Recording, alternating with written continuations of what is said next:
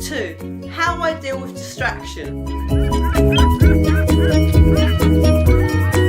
I make sure my phone is on silent mode. I ask my family to give me privacy while I'm working.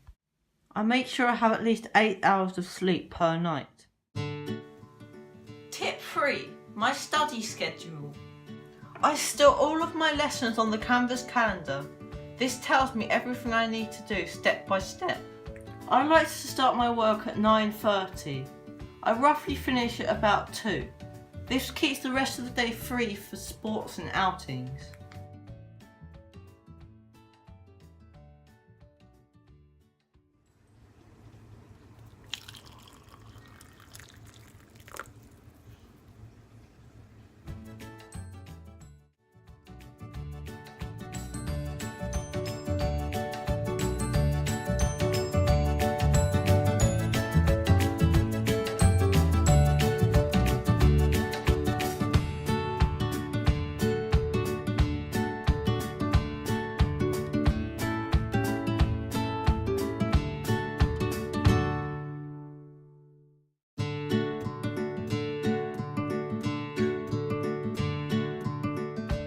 I like to read my tutor's feedback.